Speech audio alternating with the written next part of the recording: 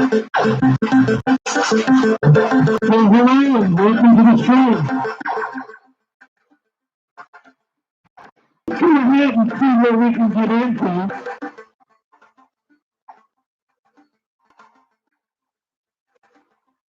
Whatever part of the world you're in, whatever you might be doing, welcome to the stream. We're going to do both matters all day. Human mutilations and the abduction phenomena with Rich Bukowski. East Asian capital city of the Philippines, Manila. Good morning, good afternoon, good evening, whatever the case may be in whatever time zones you reside in. I'm Mark Bell, and I'm filling in this evening for George Norrie, who's got a righteous night off in a long series of nights that he works. It's great to be here. It's great to be back. All the APs are well indeed. In fact, as usual, if you go to the you will note a picture of Princess Asia, Princess Asia, actually. She's off to ballet school. This afternoon. She's doing very indeed. Goes to school 5 days a week. We start school here very early. Remember, she's only about 3 months old. 3 years old and a couple of months old now. But she's in school 5 days a week. Pre school, whatever it is. And also balance on Saturday. So, all goes well, including the short ones, getting happy, calling, all doing well, scurrying around here, wishing they were in this room right now, I suspect. Coming on the show, they have the pleasure of going down to a hotel in the Cubby, here in Manila, to see Dennis Muntina's. He's the head of Yes America, and we can't wait over here, and so we'll be rescuing away from here at 5 o'clock after the show on the way there. I'll say hi to Charlie in Bangkok, Steve from Brian and Bangkok, my hand buddies, all the time on the radio. Looking briefly at the national news, bad eggs. Bad eggs. A lot of people sick, about 1,500 people, in fact, so far are sick from bad eggs. And the FDA now says they're going to inspect all of the country's largest pig farms. Before the end of the year, they're going to be very busy. Now, I mean, very busy. They've never done that. Or anything even close to it. It's sort of gone, I don't know, unchecked for decades. So we're going to look at all of them. Maybe we can start eating eggs again, huh? Arizona Governor John Moore demanded on Friday that a reference to their state's controversial immigration law be removed from a state-funded report to the UN Human Rights Commissioner. The U.S. included its legal challenge to the law on a list of ways the federal government was protecting human rights. I wonder what they're doing for actual citizens. An American imprisoned in North Korea is on the way back to Boston, thanks to Jimmy Carter. Big hug to Jimmy on the way back to Boston now. Hey, we're not having as many babies in the United States. I guess I should say, well, we're not. The recession, it says, may have pushed the U.S. birth rate to a new low. Projected down with GDP. Here's the latest economic indicator. I doubt it will go down, though. The U.S. birth rate has fallen to its lowest level in at least a century. As many people probably decided, well, they just can't afford another round. The birth rate dropped in the second year in a row since the recession began in 2007. Birth rate fell another 2.6%. Wow, just last year. Even as the population grew, numbers released Friday by the National Center for Health Statistics. When the recession is bad, I am afraid we're starting to go to a dip. All the indicators are going south. I mean, virtually everything. Revised GDP down to 1.6%. I think something like that. This is a very serious economic situation in the United States. The only area of real estate is here in Asia. Here in the Philippines, for example. We're good, right? 7.9% growth in the last quarter. So things are well here. Europe and the US both locked in the middle of a pretty deep recession with a fear for the immediate future. Researchers using NASA's fleet of 5 spacecraft have now discovered a form of space weather that packs the punch of an earthquake and plays a key role in sparking bright northern lights. They're calling it the space quake. I wonder if that's our relationship, has a relationship with its time break. Story from the movie. The space break is a trembler in Earth's magnetic field. It's felt strongly in mid-orbit, but not exclusively in space. The effects can reach all the way down to the Earth itself. I wonder if it counts for some of these strange rumblings that we've heard that nobody can identify. We're going to be talking tonight about abduction and human mutilation. My guest is going to be Butch Bukowski. And this is going to be a very interesting topic. It's a very, well, I guess rare topic. You don't talk about it a lot, and I want to warn the audience that some of this could be kind of graphic, and so if you want to get the children out of the real world or anything, something graphic in visual sense. To me, the evidence for extraterrestrial visitation is strong. It's compelling. Very strong, very compelling. I've seen it myself, so it doesn't get much better than that. The evidence for mutilation, genital mutilation, is intriguing, compelling, and pretty strong. There's no doubt about that. The evidence for abduction of human beings and mutilation of human beings is circumstantial, speculative. Although I've heard stories myself as a reality television, and I don't have time to go this way, and it's very critical story, but still it's circumstantial in the sense of how much evidence there is. I may be turned around on that this evening by our guest, Butch Bukowski. You'll see, Butch Bukowski has been an independent researcher since way back in '89, looking for those witnesses of unbelievable size, hover over a mountain, not a mountain, but a mountain, I guess is the name of it, in Tucson, Arizona. Butch joined MUTLATIONS in 2007, giving him considerable more access to cases of arrest and on-site investigations. He became a field investigator, state section director, and chief investigator for Pennsylvania MUTLATIONS. Butch also was made a member of the STAR team. After relinquishing his position as chief investigator, he began the UFO Research Center of Pennsylvania. There, he brought together the best like-minded researchers he could find in all kinds of fields: forensics, photography, chemistry, law enforcement, biology, EVP, private detectives, fraud investigators, private pilots, computer techs, biochemists, geology, hazardous materials, paranormal, and cryptozoology researchers, along with a number of consultants in ufology, paranormal, abduction, and cryptozoology. We'll proceed with historical and new cases.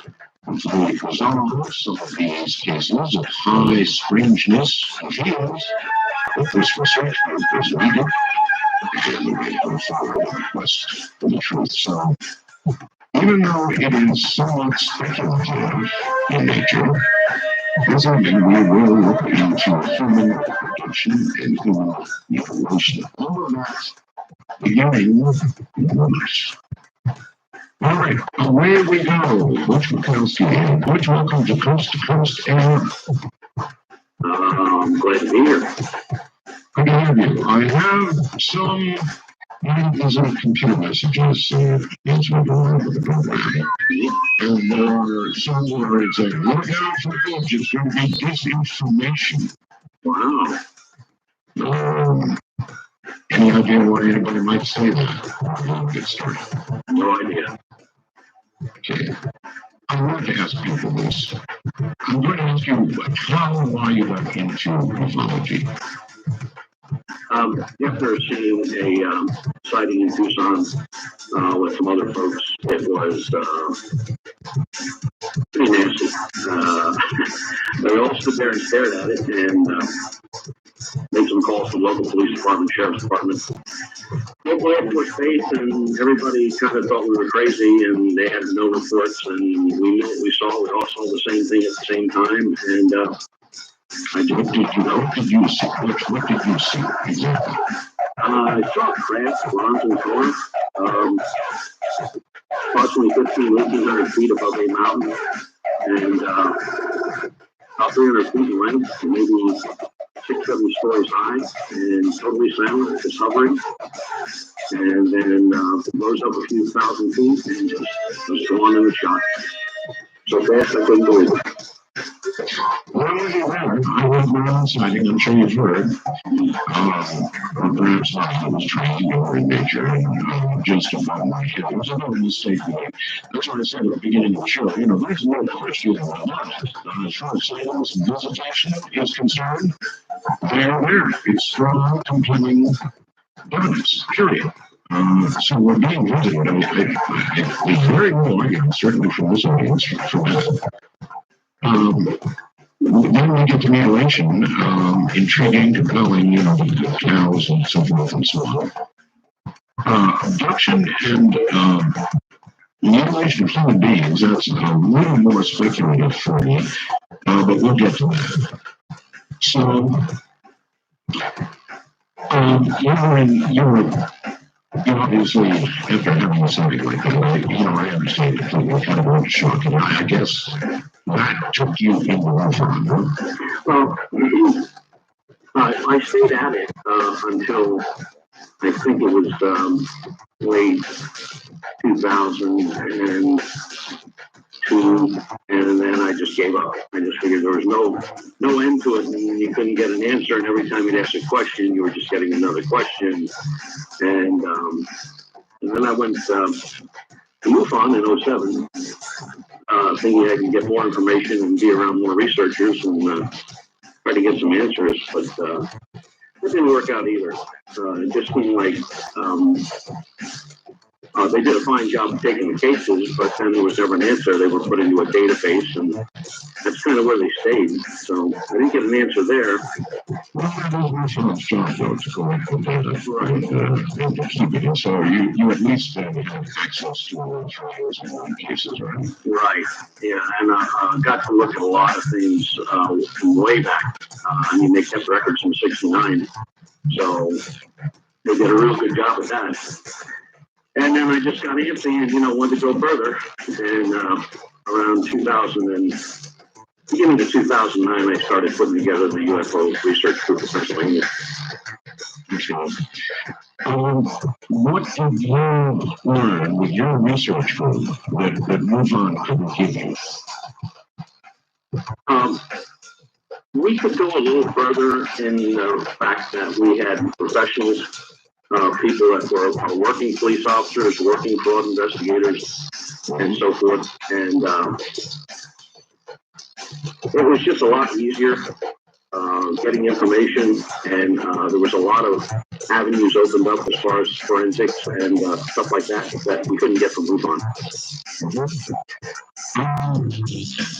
Anything in any of the cases that you did, I don't want to dive too deeply just yet with this beginning, but with the ability to have forensics at hand. I know, in a murder investigation, it's frequently the thing that makes the case a little hair, a little DNA, a little something. So with forensics available to you, you probably did get multiple from what kind of stuff became available to you? Well, like in the Carbondale case, the Lantern case in Carbondale, Pennsylvania, we'd gotten the original reports, and then we went to the site, and we were there a number of times, and samples and water samples and soil samples and direction and actually measuring the area and doing a real physical walk around of everything and matching up the original report. showed us that the report was all wrong. Everything was wrong. They talked about a current that was moving the slide around inside the pond. Well, the silt pond, there's no current. We tested that, and right now we're having some side scan radar done also. We can't prove what went into that lake. I'm sorry, into that pond. So we can sure as heck prove it wasn't a lantern. That's the fact. So maybe I'm a little more familiar with the case. Something I was told. Yeah, some young folks were standing on the corner in Carbondale, Pennsylvania, and they witnessed a bright light come over a mountain and kind of give itself kind of a controlled landing into a silt pond at a coal mine. And they called the police. The police didn't come right away, and then they called them again. They didn't come. They called them a third time. They finally showed up. And one of the officers, upon getting out of his car, fired his revolver into the light 4 or 5 times, which was kind of strange. And then a researcher from Philadelphia shows up 3 days later and takes control of the case. And Dr. James, he comes out of Chicago from Heinrich's outfit, and so everybody's studying this thing, but it's like 3 days after the fact. And the folks are saying, the townsfolk are saying that something was taken out Sunday night, happened on a Sunday night. Military was there, took something out on a flatbed, and the rest of it was just play acting with the lantern. And then they refused divers from the local area to go into the pond, but they allowed a diver who just happened to be listening to it on his car radio and traveling on the turnpike, and happened to have his gear with him to dive the pond. And he dove the pond and came up with a lantern. We've had the lantern, we've gotten a number of lanterns, which are the exact make and model. And we got one battery, which would have been from the time period that this took place. And we sent a letter to battery people that made that battery for Sears robot. And we told them that when the battery was brought out of the water, when the lantern was brought out of the water, and the battery was removed, that the battery was split open and it was losing the interior acids. And we asked them how long that battery would stay lit. And the guy said, no, the battery would never be lit because the continuity was lost. But the report said the battery was lit for 3.5 days. So there's just a lot of things that we had to chase down to get the information we got. And as soon as we're done with the side scan radar on it, we're just going to probably put an end to that one. Like I said, we can't prove what went in there. We sure can prove it was not that lantern. Have you ever been able to prove an abduction/mutilation case of a human being? No, that's a relatively new investigation. I was asked to do a presentation on abduction by my director in Pennsylvania 2 years ago, and I really never heard of anything like that. And while I was doing some research on the abduction, I came upon this mutilation stuff and started to dig into that a little bit. And it really gets really wild. Well, abduction itself is wild. I, of course, have interviewed Travis Fulton a number of times, and I found Travis's story, and I think his boss's story as well, comes along to be very credible. Mm-hmm. That's abduction. Mutilation is obviously a gigantic step further. You're familiar with Travis's story, I'm sure. How would you rate that in the scale of 1 to 10 in the abduction stories? I would say it's definitely an 8. I thought an 8. If he had just a little bit more evidence, it would probably be a 10. Evidence, of course, is very, very difficult. Do you have any idea, or even best guess, best guess, why aliens would abduct and even mutilate a human being, or a cow for that matter? In other words, what do you think is going on? I found so many different reasons that was taking place.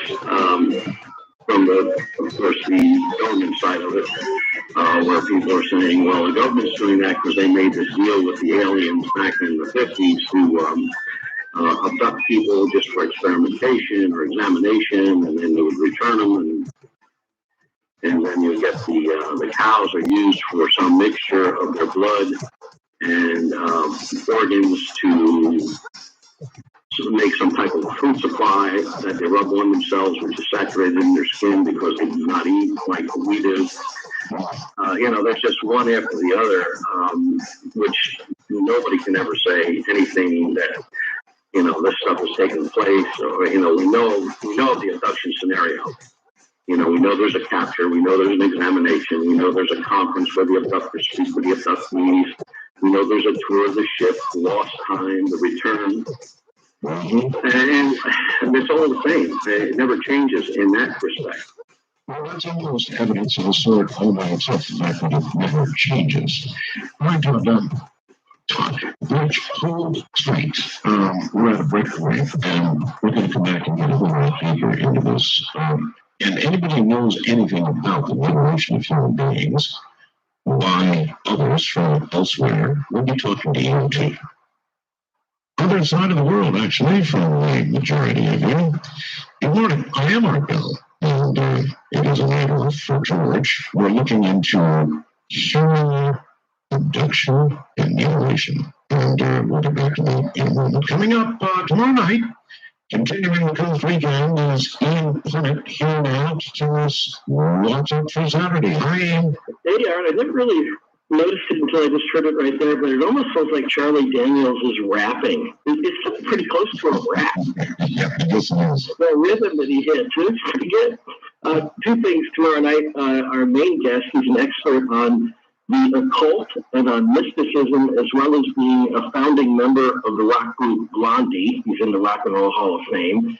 And he's writing about the Carl Jung mysticism. He writes a lot about how occultism is still at work in American politics. And we'll talk about that tomorrow night, along with Harry Shearer in the first hour, who is taking a look at how it was that New Orleans was in the crosshairs of the world at the time of Katrina, why, in a way, it was set up. Why did Katrina, why did it happen to New Orleans? What were the factors involved 5 years later? We'll talk to Harry Shearer in the first hour. I also read the news about the possibility or even probability that police officers in New Orleans were given an order to shoot unarmed civilians who may have been looting. Yep, and we're going to talk to Harry about that. We're going to talk to Harry, too, about how it is that, in a lot of ways, some of those early weird things about how the people were being treated during Katrina are still in effect today and still may be at work in how they're treated as a result of BP and the oil spill in the Gulf. We'll talk about that tomorrow in the first hour. Yeah, and I think people should listen because it'll give you an idea of how quickly society can degenerate to virtually an animal state. And if the economy were to really go south listen tomorrow night. Okay, thanks. Okay, Ian, thanks a million. Have a great Saturday show. Talk to everybody. All right, I guess he's gone. All right, in a moment, we'll get back to Butch Witkowski. I've got a little story somebody named Barbara sent me that I want to read for Butch. Stay right where you are. All right, we'll get back to Butch in just a second. I want to read this to you. It was sent by Barbara. I'm going to redact the name, even though the name of the victim is given to me. I'm not going to read it for various reasons. People's feelings and that sort of thing. It's a real case. Barbara says, I'll be as brief as possible. A man named, redacted, was abducted and murdered by aliens on Montreux Ridge, Northumberland County, near the town of Northumberland, Pennsylvania. This is a big, sloppy cover up there, it says, if there ever was one victim, over the foot Montreux Ridge, a mountain stretching about 20 miles east. He went up to the mountain to look for a pre-season deer. He told his wife, "You can get what I need to do."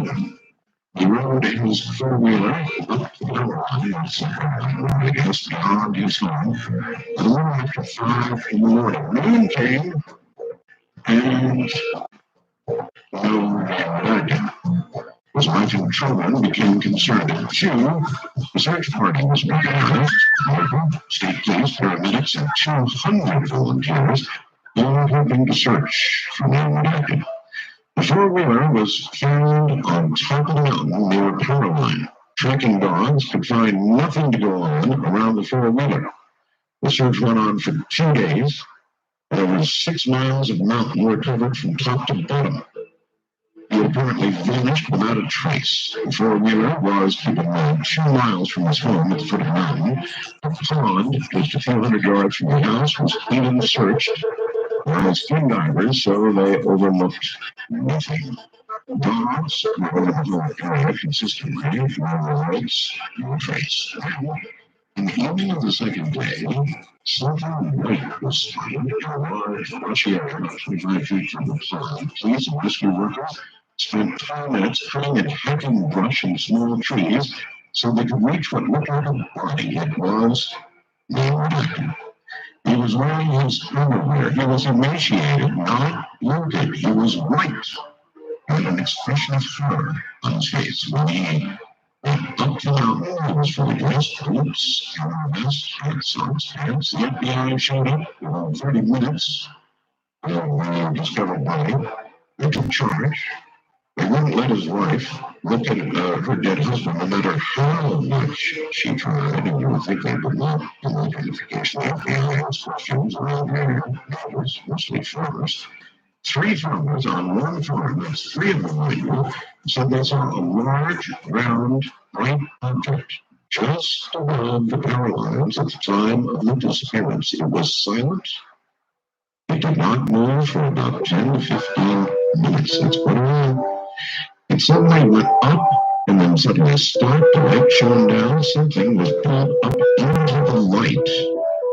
And then straight up, hesitated again, and went west over the Susquehanna River and out of sight.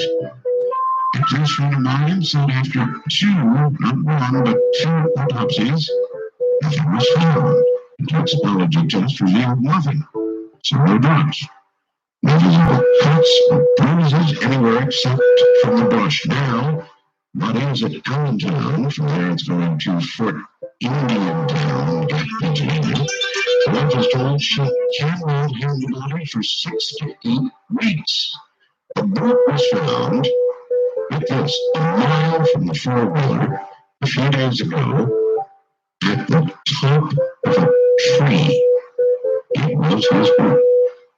I noticed military helicopters have been scouring the mountain ever since, at least once a day. If you need additional information or verification on anything, contact me. And again, deleting Barbara's last name. Does that sound at all familiar? Yeah, quite. It's a case that we've been working on for a little over 2 years. So it is. Yes. I would definitely like Barbara to contact me, because there's a couple of things that she just said that we're unfamiliar with. Oh, really? Yes. It's a well-known case.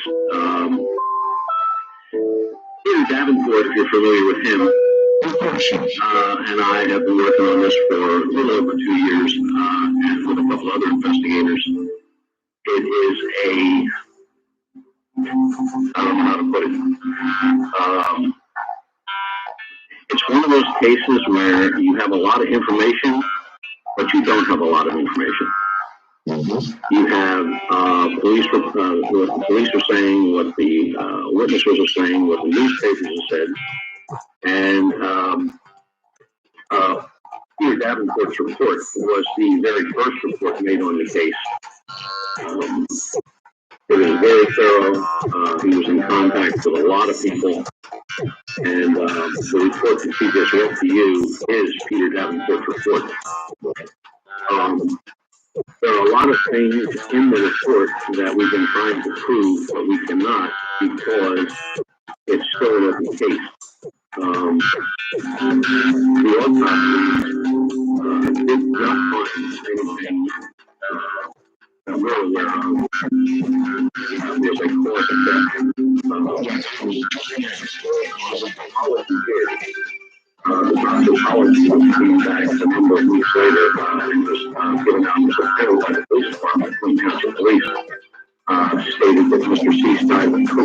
overdose.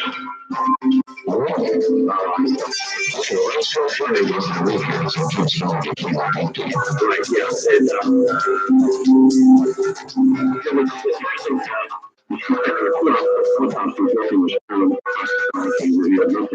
And, no, it did not reveal anything, but the toxicology that was done at a place, which is like a preliminary, would be like in a drunk driver case, blood alcohol would be taken, that would be done right there in the hospital. Drugs or bullet wounds, residue from a gunshot or stab wounds, type of knife use, etc., would take a little longer. The toxicology for drugs, there's a breakdown of all bodily fluids, and it does take quite a while. It's usually a 3 to 4 week process.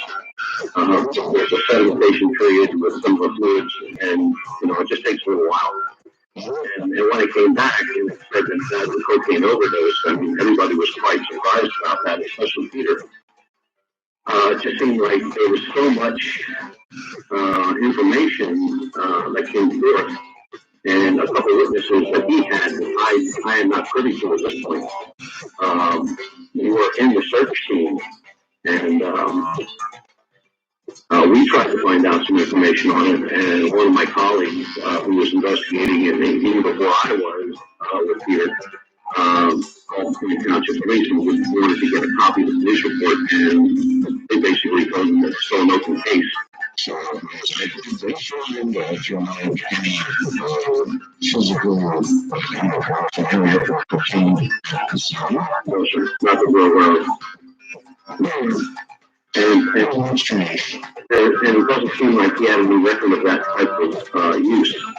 Some friends of his, when Chris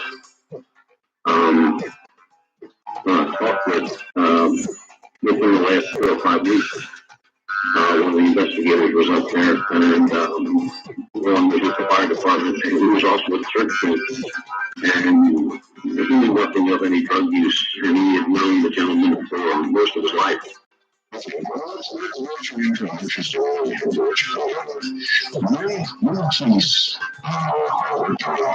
A scary case, a serial killer case or something like that. They frequently withhold that information for as long as they're able. They do withhold information with a lot of panic in my case. I'm not understandable. Realizing it's happening because it's something that we can manage. But it's not for that reason, I keep it secret. So imagine if there was a case of mutilation, or there was a case of a clear abduction, or abductions. Surely, telling them that somebody had been abducted and a friends were found and killed by others for true or something would be it's something that people are not more serious than they really are serious or something like that. Well, yes, but there's one more part to that. Sure. Another reason you would keep a case open would be in the some of the reasons you would keep a case open would be toxicology wasn't right, or a witness came forward and said something quite contrary to the whole investigation, or it's an homicide investigation. That's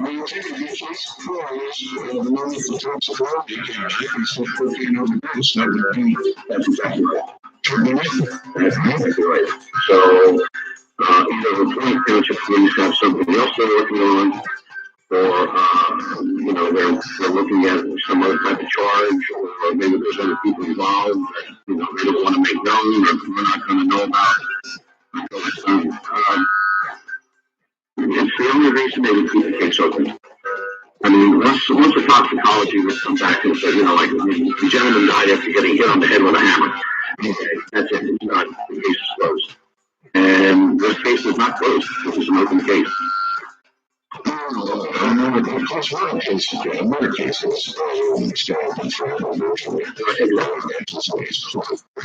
Yes. And in this case, we don't know that that's a fact. I mean, This case is like one of those conundrums wrapped up in an enigma, you know, in a mystery. And so much stuff comes forward, and then when we check it out, it's non-existent.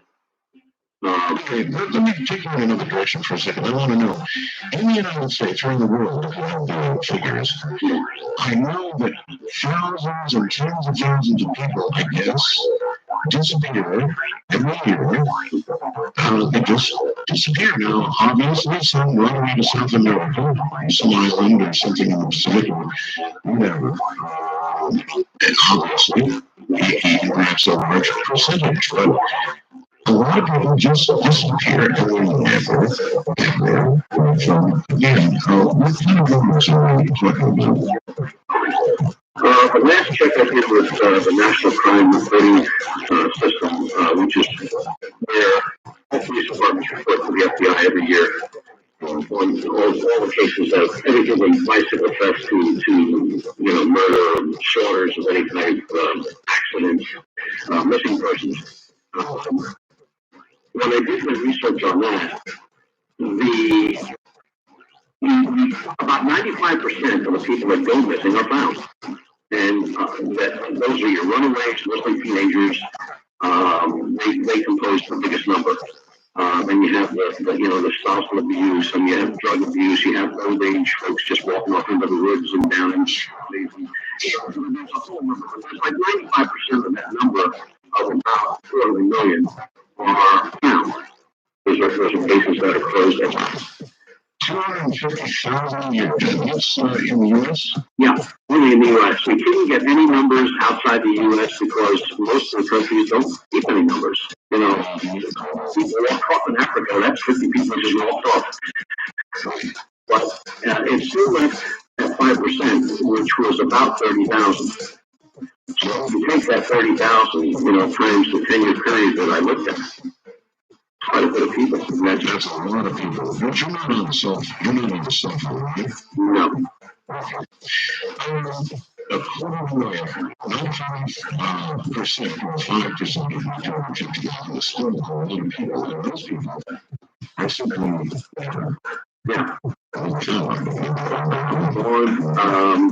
men, women, children of all ages, all backgrounds, from judges to street cleaners.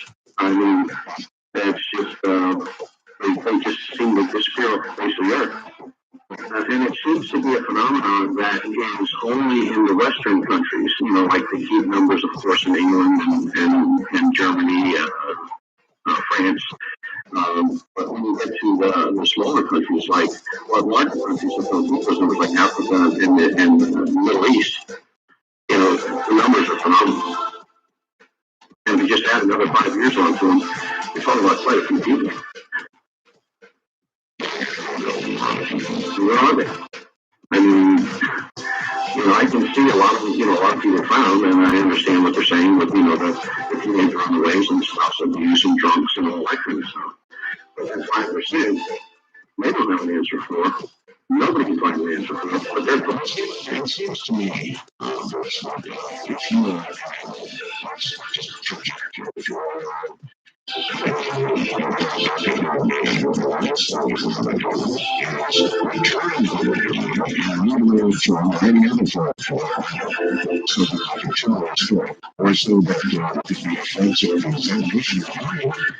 and we can all be doing whatever. So you would think if we're going to check some things, keep them and deposit them either in space or in the world or wherever in the world, but you wouldn't take them back, don't you?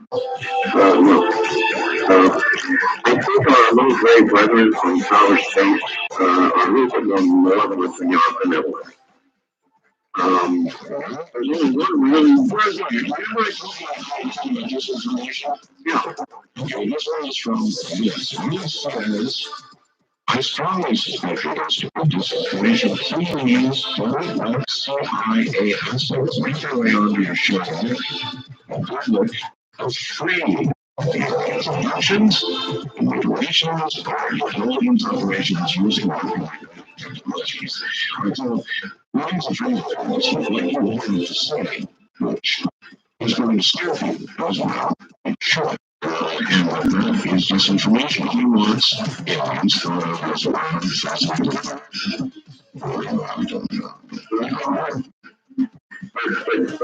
That's disinformation that I'm supposed to be shelling out to the CIA, and I'll stand by that.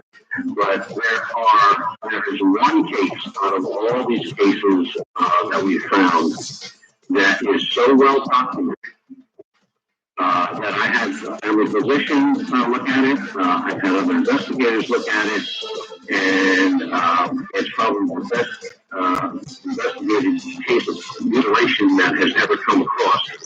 And it happened in Brazil.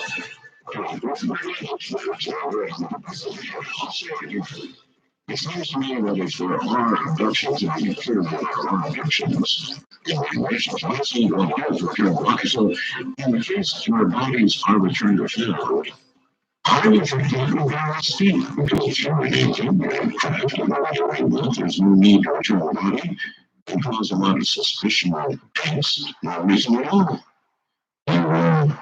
You simply keep it. And as the police say, find a dump site not on Earth.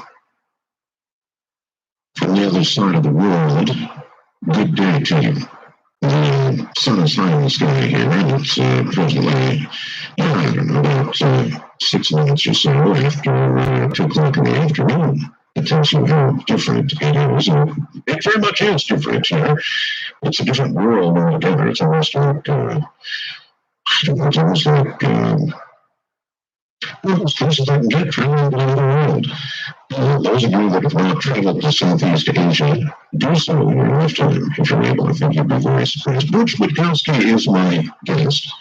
We're talking about human abduction and mutilation. And it's kind of right at the fringe of the whole UFO phenomenon. But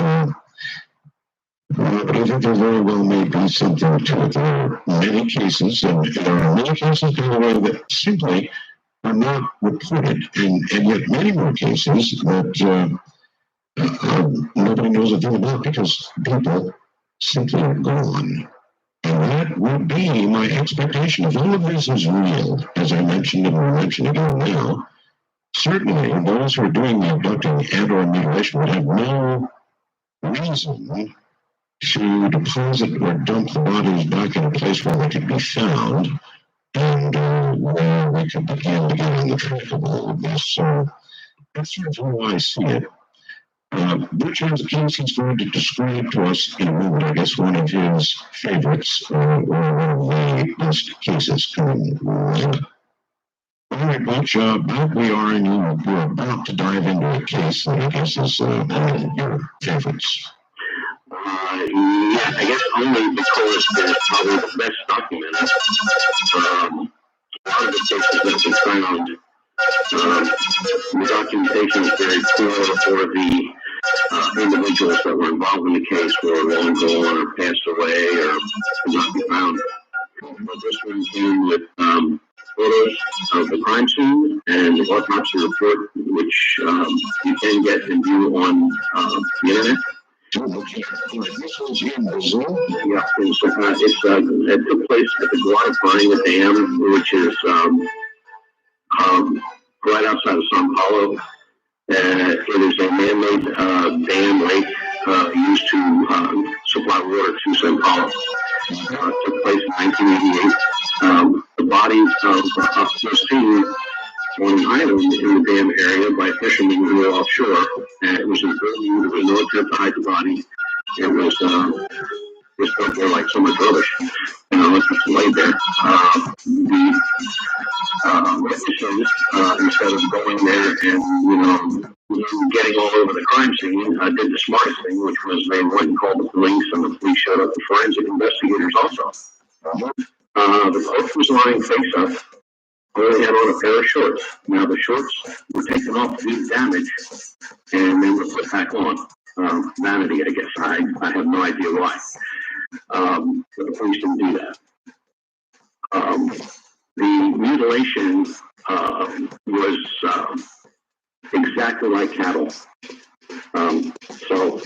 I guess for those folks that don't know what cattle mutilation is, when cattle are mutilated, But most things that are missing, most things that are pronounced are the carcass is drained of blood. There's no trace or any substantial amount or in the body. There are unusual holes found in the carcass, usually 1 to 1.5 inches in diameter, produced by some kind of a sucking device or a laser type of device which can cauterize the wound with extreme heat.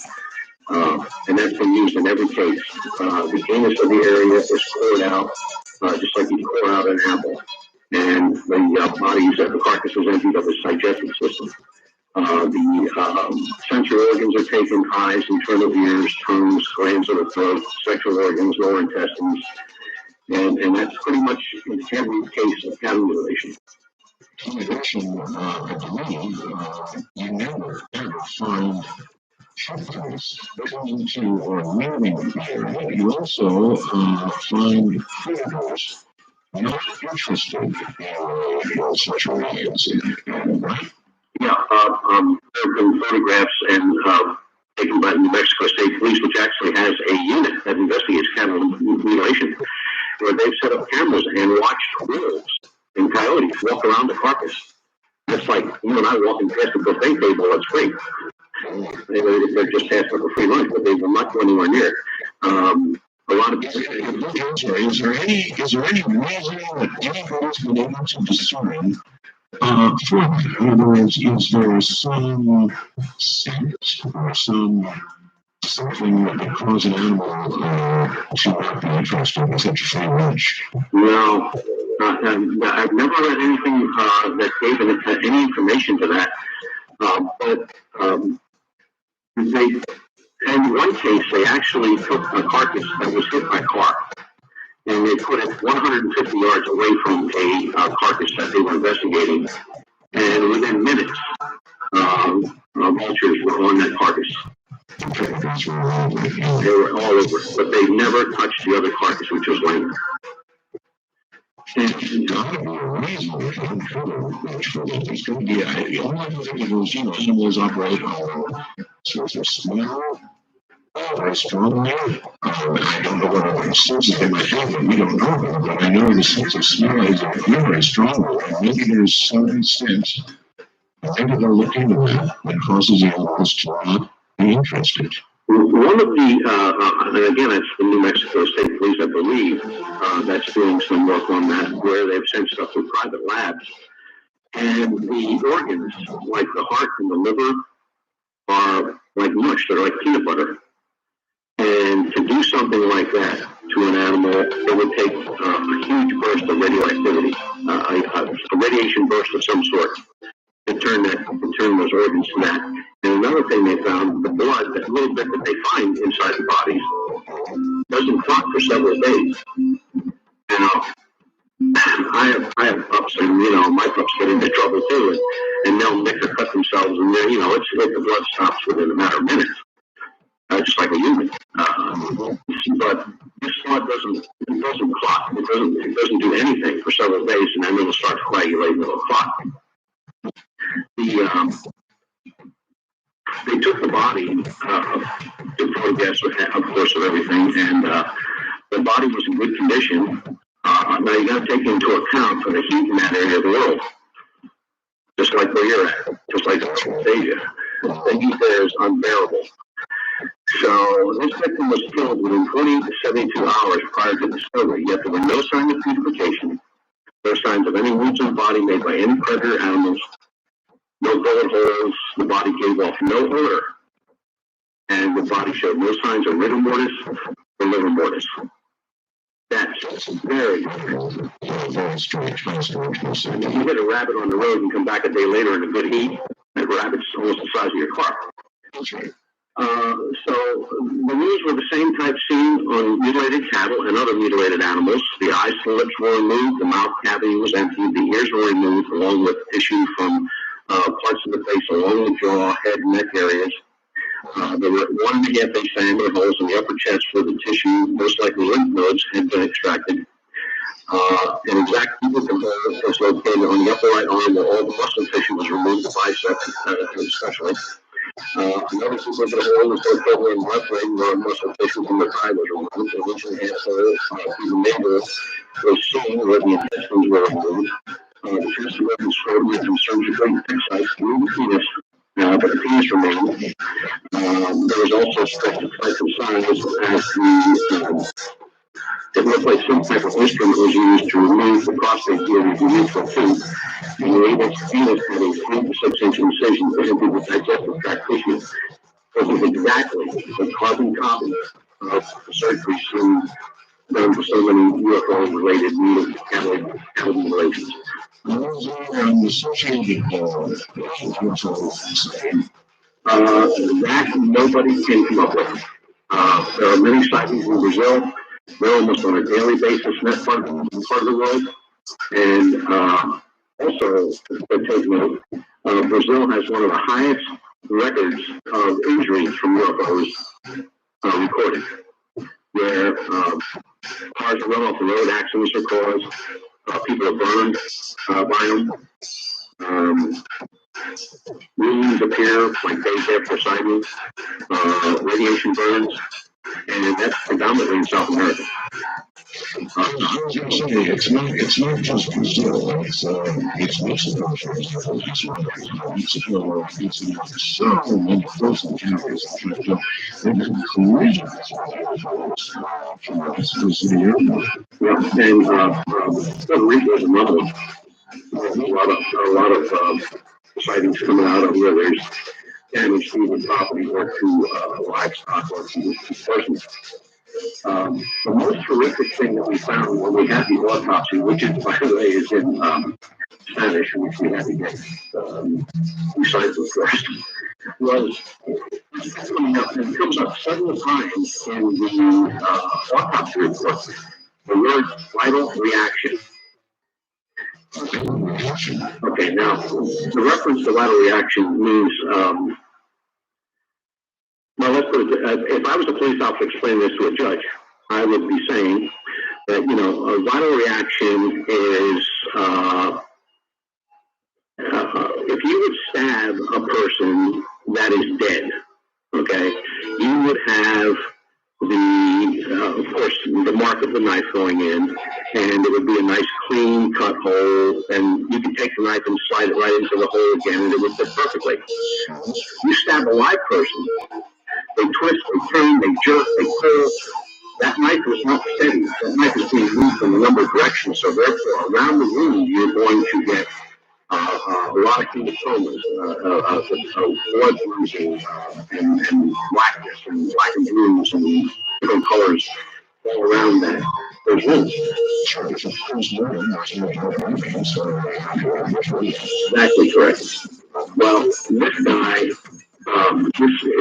as they're describing the wounds, they're also describing putting in vital reaction. Now, when they say that, that means that this guy was alive when this was done. He could not have been dead. He had to be alive to cause the vital reaction. And when they opened up the cranial cavity, like they do in an autopsy, numerous cerebral edemas are found. Cerebral edemas caused by, if you had a person that was crushed in an industrial accident, and it was a very slow crushing. Well, of course, the panic, everything is going through their head. Their brain kind of like starts to backfire, and little vessels in the brain start to burst because they're, it's agonizing. It's just this painful, unbelievable pain and they know they're going to die. So all this stuff happens to the brain. When they opened this guy's brain, took the brain pain up, this guy's head was full. So that was kind of the icing on the cake as far as this guy was alive when it happened. To imagine yourself alive during the decision into that kind. Oh my God. Well, and like the guy with the misinformation thing. Okay, nobody would make this up. The police report and the autopsy report and the photographs we have are all signed by the police. I mean, their names are there, the dates. It's sealed. It's on government paper. And it's not the only case. It's the best documented case, but it's not the only case. There's a case that took place in the Beni Mazar region of Cairo. 3 families in 2005 were mutilated in exactly the same fashion. And a man, woman, and child was butchered in the same manner. Local police blamed it on a mentally retarded guy who didn't even live in the area. So the townspeople basically figured he was the scapegoat, and that was the end of it. So, and that was where the case ended.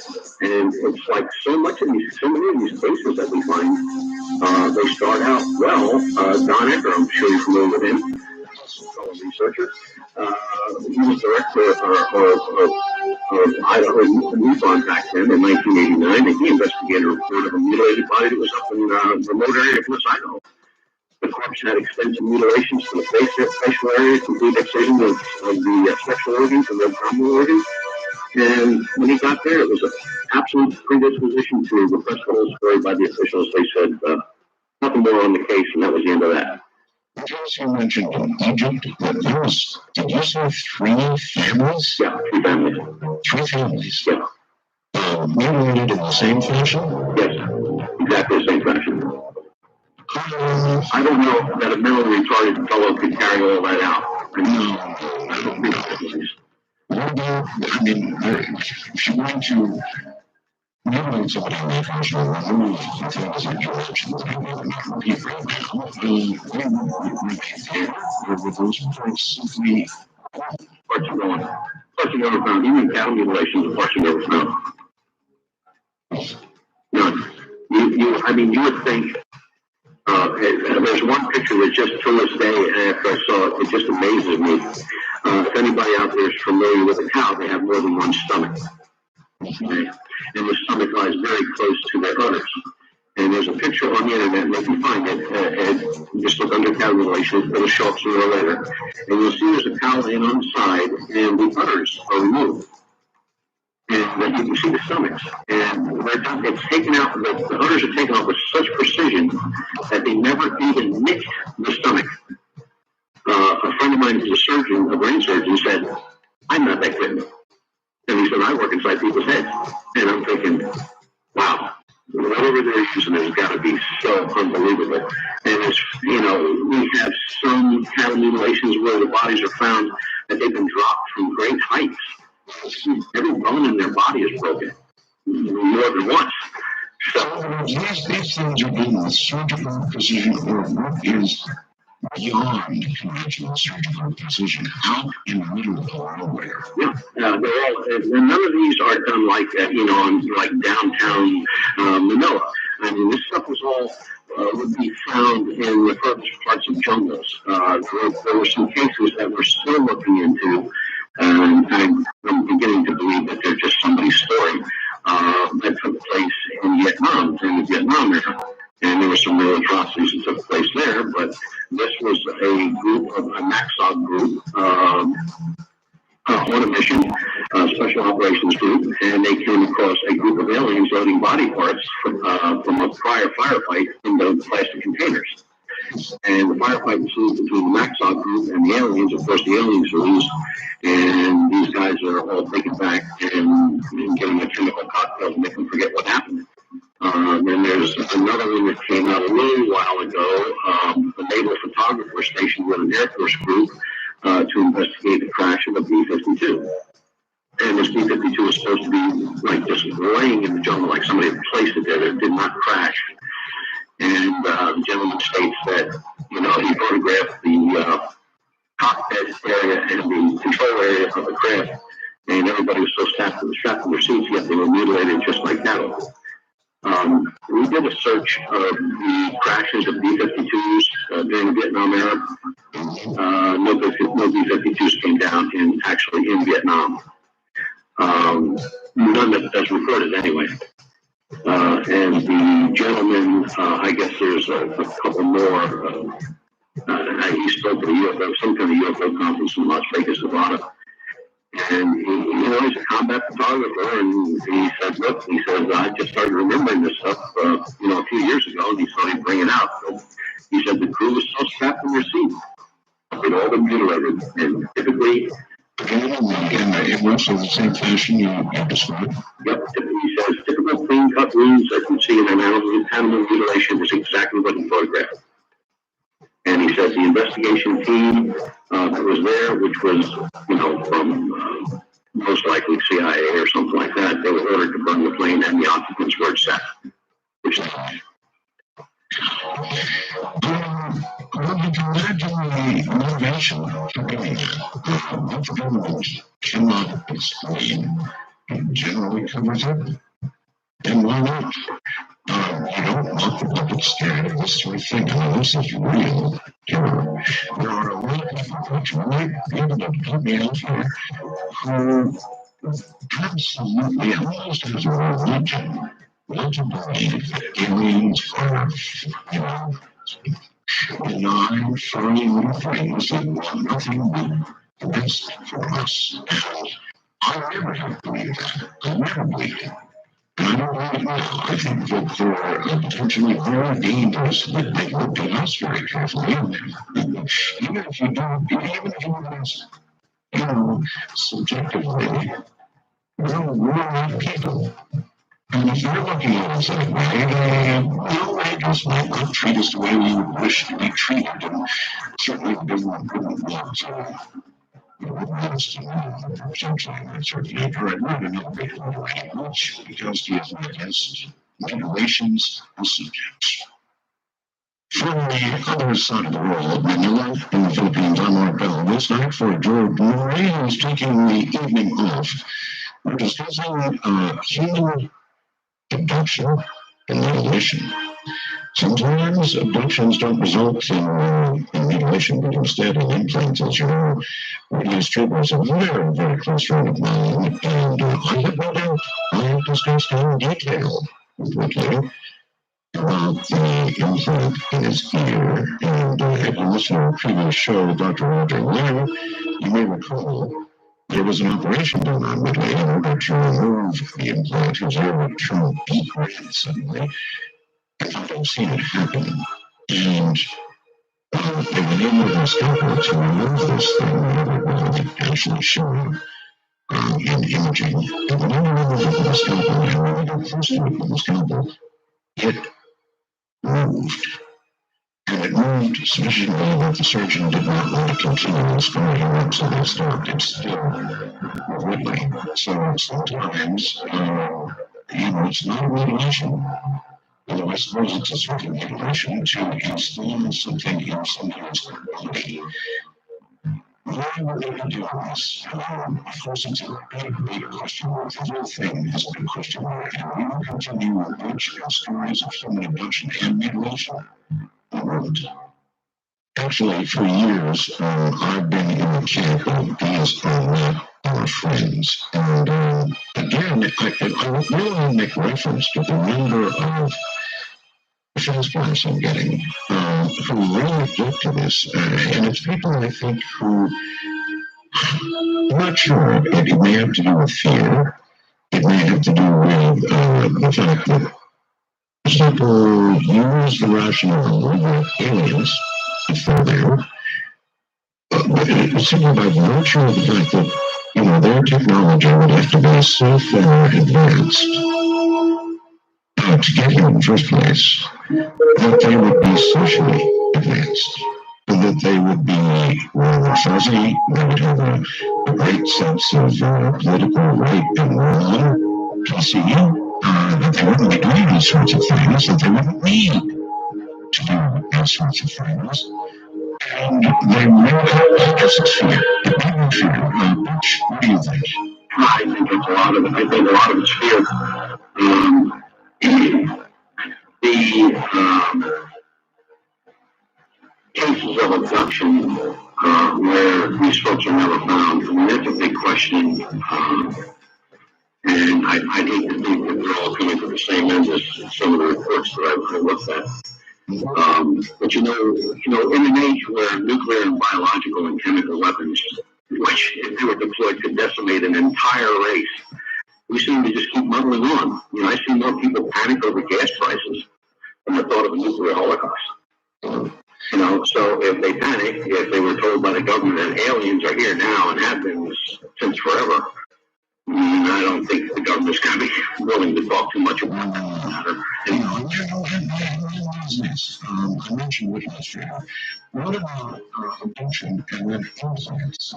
That's not fully in the film market. It's not always mutilation. It's not always just flat disappearance. Right. Sometimes it's there's something in them.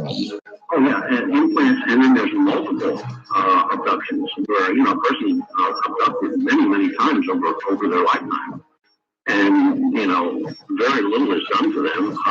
An examination here or there, or they say they're brought back to kind of like report on how they've been doing, and almost like old home week. But I just don't think that they're as malevolent or benevolent, rather, as people think they are. I used to think if I ever ran into one or bumped into one during an investigation, I want to walk up and shake his hand and invite him in for a beer. Not anymore. I tell people, if you see something and it looks like it's going to land or it's coming close or whatever, run. Just run.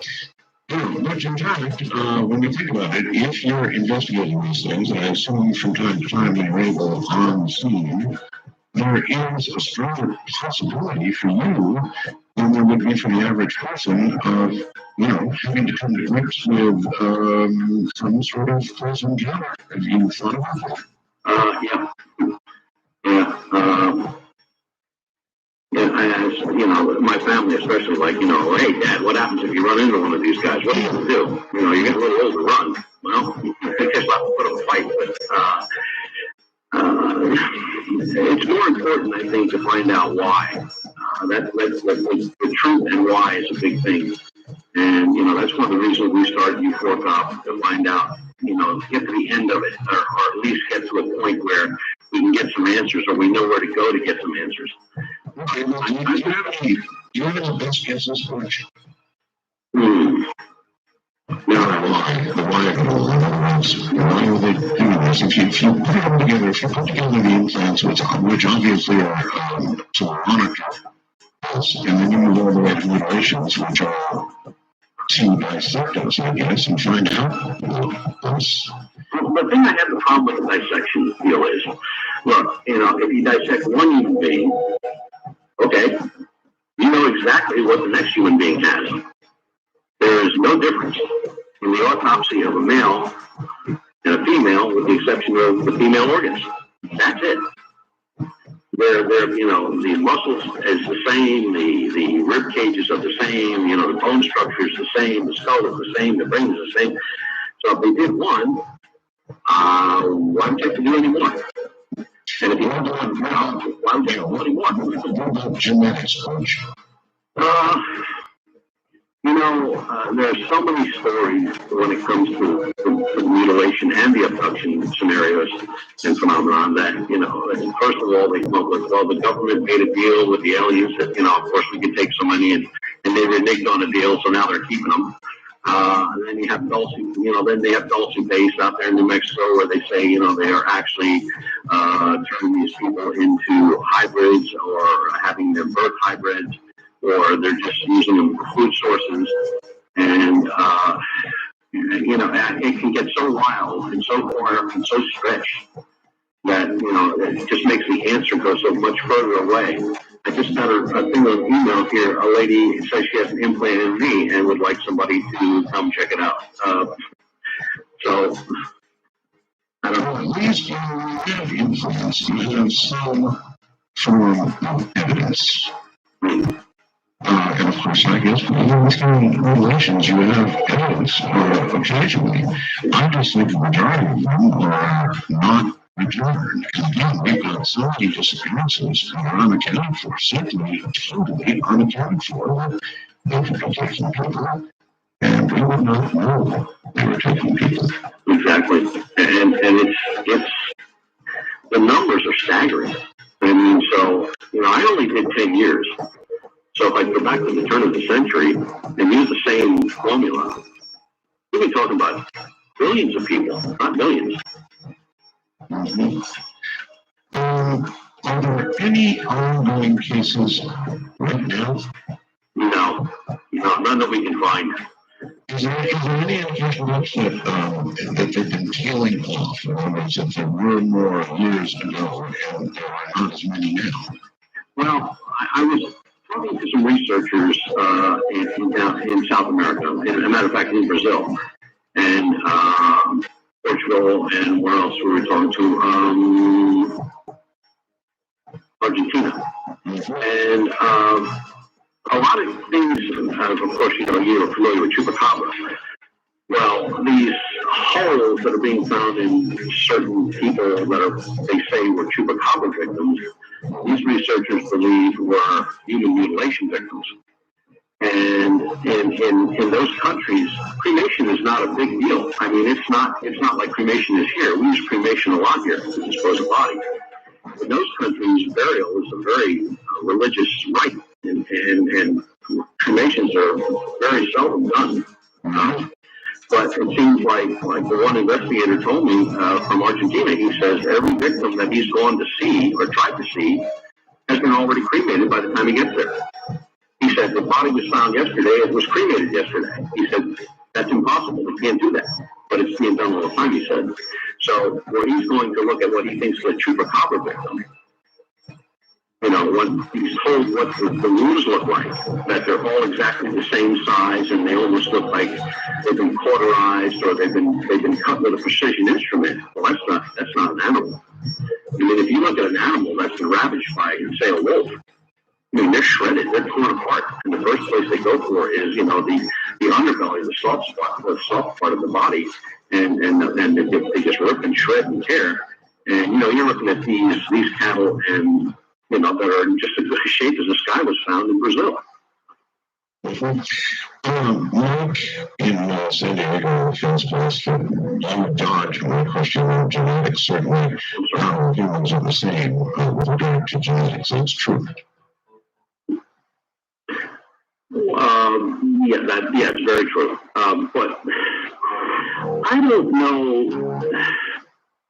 It's very hard for me after seeing the evidence on this Brazil case that anything genetically or hybrid wise or any type of an experiment was carried out that would mean anything to anybody here, because they're doing the same thing to cattle, horses.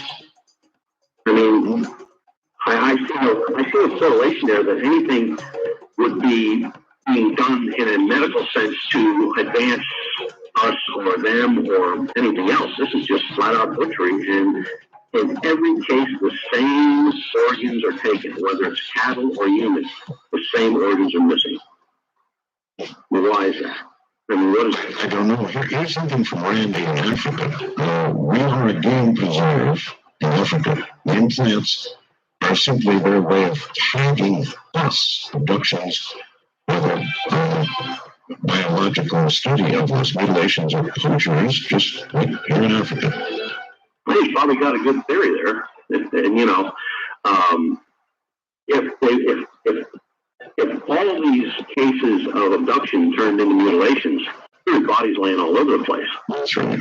So, and the tagging, I truly believe he's got a real good point there. I've talked to Dr. Lear. I've been to a couple of his conferences and seen some of his work. And, especially the one case where he took out 3 pieces that were broken. He actually broke them taking them out with this thing. Put them away, locked them up, and run a security guard for the evening. He got them out in the morning, and it had grown back together. So it's something, it's a living thing. I actually have not heard of that one. Like, grown back together? Yeah, he gave that, showed those pictures at the X conference in 2009. And I'm sure if you get a hold of Dr. Lear, he'd be more than glad to give you that information. But yeah, he actually broke them, taking them out of the person, and then put them into a vial. And I guess they use some blood serum that they keep it in, so it's in the same area. And then he retrieved it the next morning to do some measurements and stuff, and the 2 pieces grew back together. So it was back as it was, 1 piece before he broke it apart. Well, that's something to look at, March. Why isn't science looking harder at it? We have from Dr. Lear, a very credible source, but you would think that's so fantastic, so out of this world, so to speak, that, I don't know, the biologists would just seem like locusts for Dr. Lear to study this sort of thing, and yet they don't, and it kind of stops there. It's just like mutilation and ufology.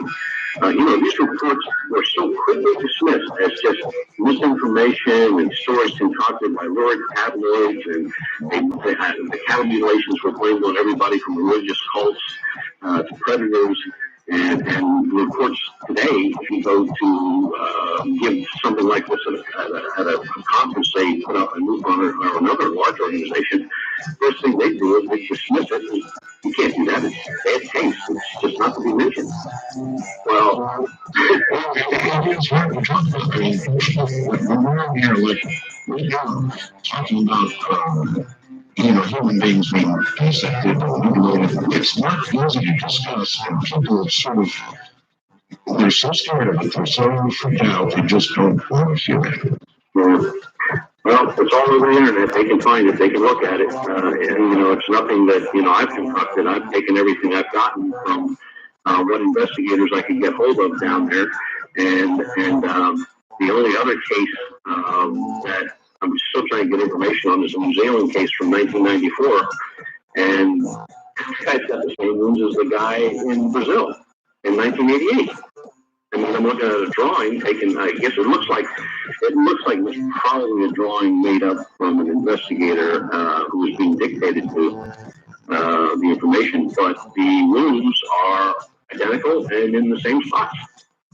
From one side of the room to another, rare, but we get the bodies are mutilated in exactly the same fashion. Now that just doesn't make sense. No, and in 1988, Skywatch International, if you remember them? Sure. Okay. They reported a case which took place in 1956 at the White Sands Missile Range in New Mexico. A U.S. Air Force Sergeant, Jonathan T. Lovett, was reported to have been abducted while on a search for some missile parts. He and his commanding officer went down to look for these things after a recent test.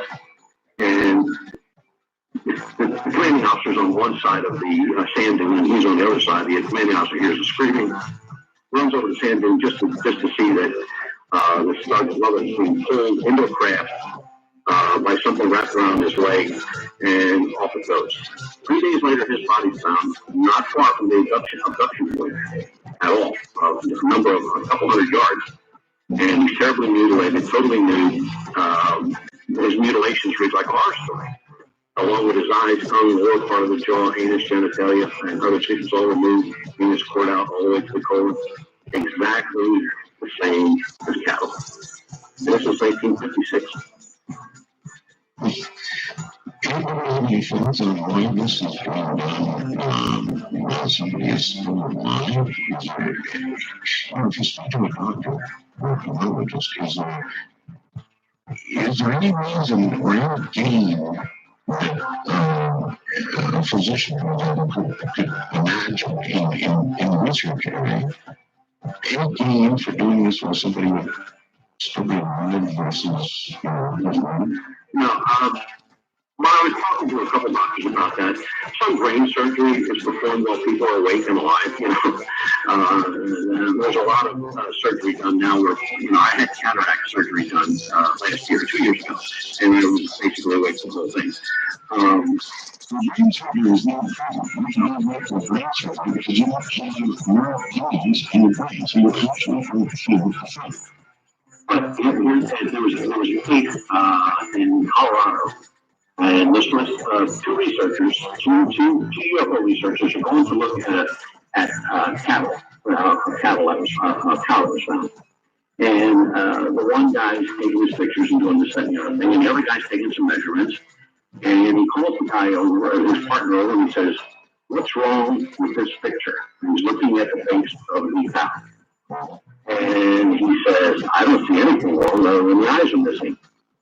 He said, "The cow is laying on its side." Correct. He said, "Yes." He says, "The eyes were taken out. The viscous fluid behind the eyes should have run down the side of the animal's face." Correct. He goes, "Yeah." He said, "Why is the viscous fluid of this animal running down its snout and off its nose?"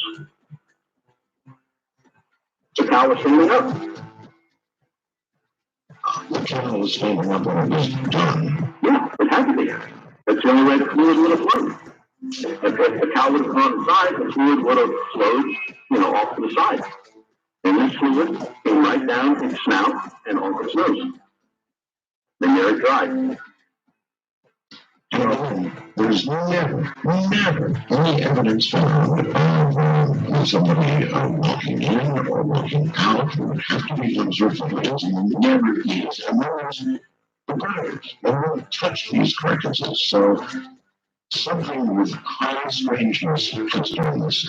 Somebody's impression about it. I mean, some of these animals were found in very remote areas where there's snow. And there's not a footprint, not a path print of any type of animal. Nothing around or going, tire tracks, no snow moved from chopper, helicopter blades, like some people say the government's doing all this. I mean, the government doesn't need to do this. I've always thought that was such a ridiculous argument. The government can get all the cows and nuts. I mean, they could just round up cattle day and night if they want to do that. But and this, and we've had cattle relations as early or the last reports that I got were in April and May of this year, and both in Colorado. One was found near a riverbed, a cow, where her udders were removed, and I near the inner throat. I'm sorry, we're at a great point. We've got a great right here. Which Minkowski is my guest, Ardell, from Manila in the Philippines, land of 7,000 and 7 islands. It's a lot of islands. I'm Ardell, filling in for George Norway, and we're discussing something about a very, very sensitive topic, actually. Human abduction and mutilation. And it's not frequently that we talk about this subject. It's difficult to discuss at best. And I want to caution you, if there are children in the room, ought not be at this hour. Back in the last, this stuff is to be sure. So caution, please. Remember, I've got email if you want to connect with me. I'm Ardell at winespring.com. That's ARTEELL lowercase at winespring.com. And I'd love to hear from you. I'm doing my very best to answer all I can. We were discussing earlier in the show, if you encounter a UFO, run like hell. And then I thought about my own single big experience of the flying with my dear wife now passed for a moment. And I recall that we not only did we not run, but we were frozen in place. We were in shock.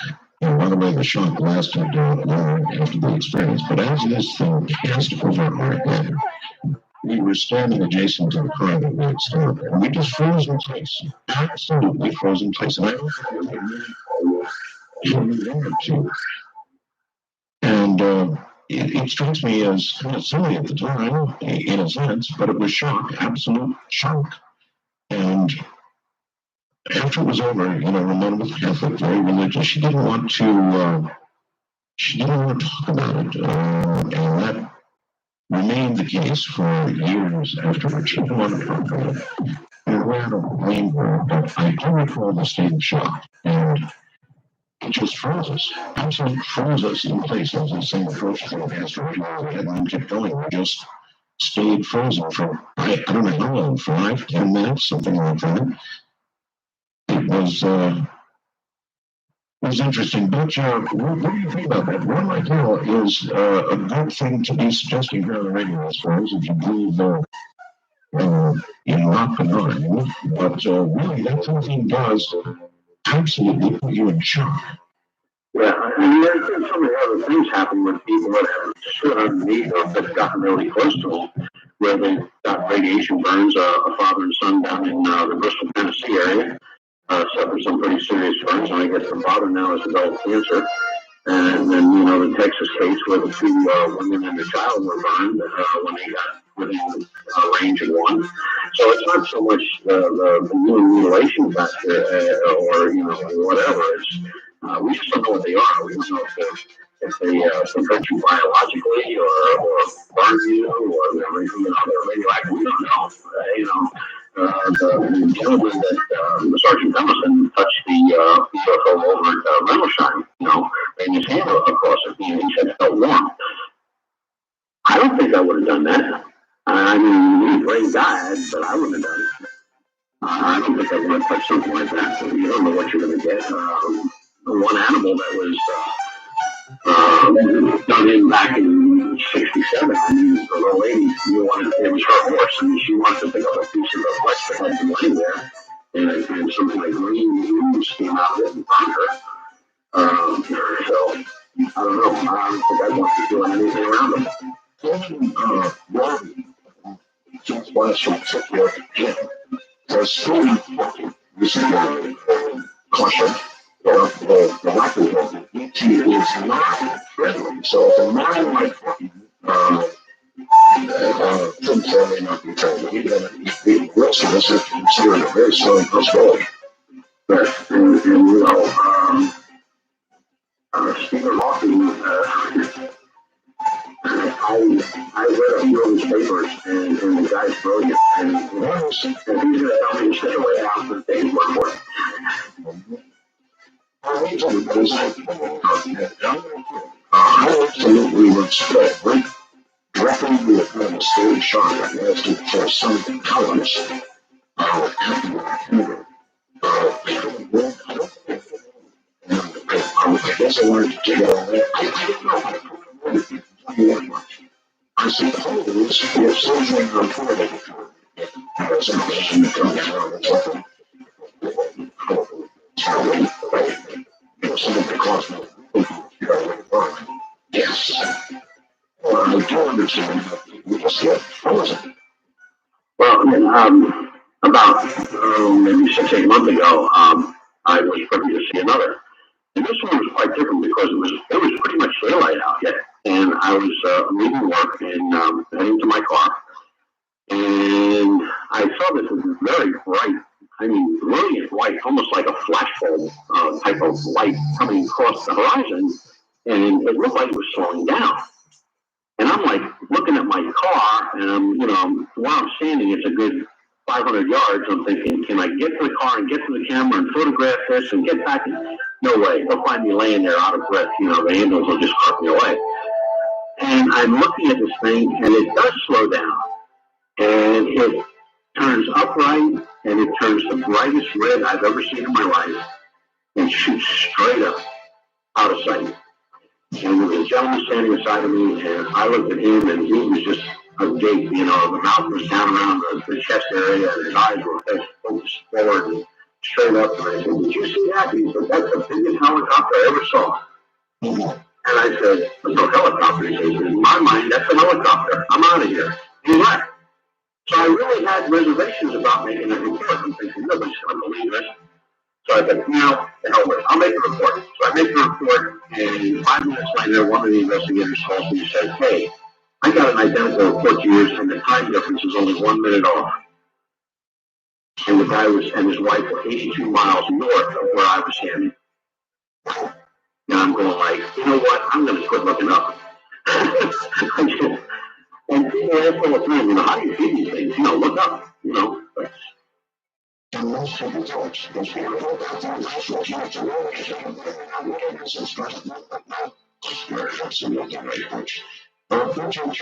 does your research go from here? Get to a certain point. Research those mutilation cases and so forth. We keep mutilations as an open case, and we'll always be checking on that. And of course, the case of the gentleman up in Montoursville is an open case for us. We have a couple other open cases. We have some new cases. We just got done with a case in at the Belgian nuclear plant here in Pennsylvania, where a lady who is very credible as she teaches police officers for a living, and she's traveling home on the road, and blue sky, and there's just this one odd-looking cloud in the sky. And she says it's the only cloud in the sky, so she grabs her camera and takes a picture of it and sends it to me after she downloads it and says there's something inside this cloud. So I look at it, and a couple of my guys look at it, and they're going like, yeah, there's something there, but we don't know what it is. It just looks like a line. And so I sent it over to a fellow in England who took a look at it, who's an expert at that, and is part of that Mars group that over there that researches the Mars photographs. And he says, well, there's actually three objects in the cloud. At the bottom of the large line you see is a large saucer type object. Above it is at the 11 o'clock position is a smaller saucer type object with a beam going down to the larger one, and off to the right about the 2 o'clock position you have another one coming into view. I'm like, that's great. And it's now we're on the nuclear thing, and I want to tell you, there's more sightings of UFOs around nuclear plants in this country than I ever imagined. I mean, they're constantly showing up. And I'm thinking, like, okay, what they need in a nuclear plant? I mean, these guys have propulsion that takes them through the galaxy at rates of speed or interdimensional or whatever. But why the interest in the nuclear plants? And then they shut down complete nuclear bases where there were nuclear weapons. Which is related to the beginning it sort of coincides with the first detonation of a nuclear weapon. And you would think, from any distance, the overnight detonation of a nuclear weapon would get the attention of anybody interested in what's going on this planet. Oh, yeah. Yeah, I don't remember where I either read it or heard it at a conference or something like that, and where somebody says, they can just imagine the somebody up in space looking down when that was first detonated, going, oh my God, these things are pounding matches, and that's probably a very good reason. How many times did we think during the Cold War that any day would be, a nuclear holocaust? I'm going to take another break, but when I come back, I'm wondering if statistically, right after abduction, you found any commonality in sex, age, race, religion. As you put the stats together, do we come up with anything that makes any sense at all? We'll be right back. I can get so wrapped up in the topic that I just let a break go right by a commercial break. And that's, something that one really hates. So anyway,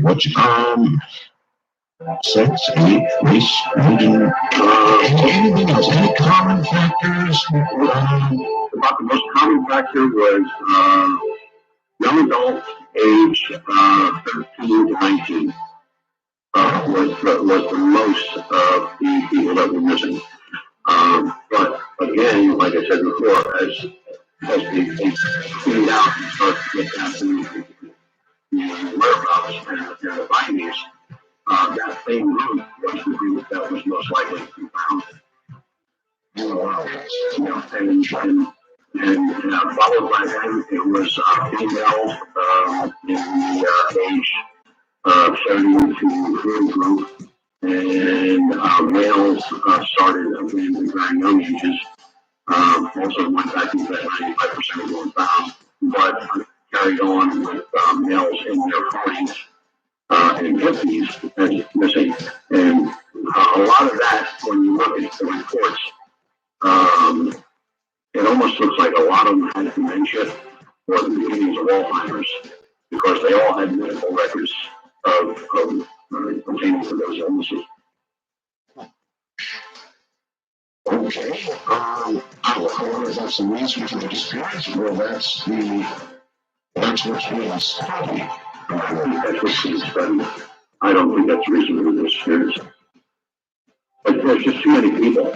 I mean, if we were talking about, 100,000 over 10 years, well, that's nothing. That could be just people walking off.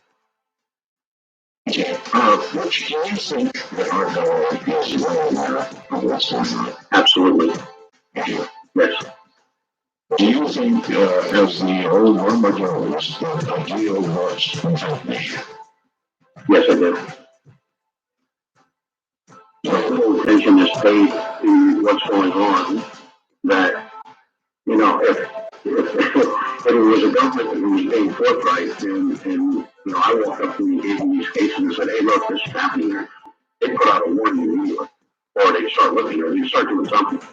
But this stuff, like I said before, it's just considered by the government and ecologists in general as bad taste, not to be mentioned, never happened, never gonna happen. How long do you think this year was 50s, early 50s. And for them to come forward now and say, you know, and that's like people with disclosure, that's no alternative for them to disclosure. That's never going to happen. You realize what the government would have to admit to?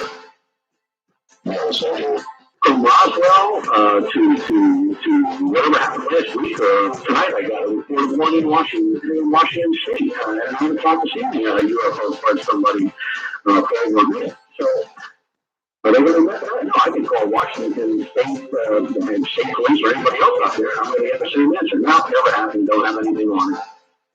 But yet they have radar tracks, they have pilots, Resident Evil just came out with her thing, and you know, her book, UFOs, and where she's got generals and pilots, and, you know, how all they know, and you would think the government would be jumping right up there. Now, some governments have come forward, and I was not saying, you know, I think England's big problem was Nick Pope. You know, Nick Pope was out there, and, you know, he was beyond that. I guess they have kind of a limit on their Secrecy Act, where we don't. So we had to come up with something. And then, of course, Spain followed, and you know, even Iran, you know, they came out with information. And Portugal, and there's a number of countries that come forward, but I don't think you're going to see that from us. I really don't. And if it does happen, I'll go on your show and I'll be the first one to say, look, okay, I'm an idiot. I should have saw this coming. But I just don't see that coming. Right. Jane in Community, Texas says, if a patient is alive while a mutilation is taking place, adrenaline would be rife in the blood. Maybe they want the adrenaline, so I don't know about that, but here's, in fact, that one result. Certainly, that's true, although there isn't much left, is there? And what little there is left, you would think would be a great deal of enjoyment. The blood in the autopsy report, there's very little mention of the blood because I guess there was so very little there.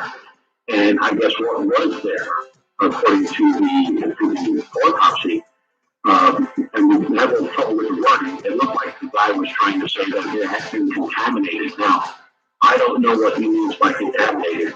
Or was he cleaning, or was somebody cleaning, or just cleaning the instrument, or was cleaning the instrument, say, with alcohol, or bathing, or something like that, and got to that blood, or was there just not enough to test? But I would find that hard to believe because you can test the drop of blood. But there's no mention of that in the autopsy report at all. But she is right. They would be loaded with adrenaline, and there's nothing. Studies, back to drug studies, if you want to what's going on with studies? Is studies going to increase or decline? Studies seem to be on the decline, but that's probably normal. It just seems like when the weather's hot, and you have a lot of storms in areas, it just seems like when I look at records from last year as to this year's time, again, the reports start to slow down, and then they'll start picking up again in around October, and more sightings, of course, because of clearer skies. You don't have all the days from heat, so there are clearer skies and colder, and you know it's the best time to see these things when it's clear and cold. And I would say it's probably about the same. I don't see a whole lot of difference across the country. Pennsylvania is probably right where we were last year, according to what I've been looking at. And the Pennsylvania group is, you know, they do a good job of, Roofline Group does a good job of keeping track of their stuff. So, you know, when I look at it, you know, it tells me that, you know, I can go back to last year, it measures up pretty much the same. But it seems like a lot of the upswing on sightings has been in the, again, in the Texas area, and now in a couple of reports out of Arizona, which, you know, we got 2 or 3 of those a month out of Arizona. That was strange. But I've gotten 2 tonight, so Church in Los Angeles says, think cold and think remote regularly. Think of how we dissect frogs. We don't do one. We do many each year for students and study them. And you're right, we do. And it's another good point, just like the guy from Africa. Yeah, we know what's in the frog, but for our students, we do it again and again and again and again. So, who's to know about their motivation? Right. And one of the things that was strange, though, about the case in Brazil, which everybody who looked at the reports found the same thing, where the guy was found, of course, all the sexual organs and the anus had been poured out and removed and all that. Now, they had to take his pants off to do that, right? They couldn't do it through his underwear. But when they find the body, the underwear is intact. It is pulled back up. Now, in the case of a serial killer, that usually indicates some sort of remorse or something. Right. In this case. Yeah, what do you call it in this case? Is it remorse? And why would the body be just dumped out in the open like that? I mean, do they have that much disregard for us? Or, are we like, like so many gnats that they can just swat and get rid of? I don't know. Yeah.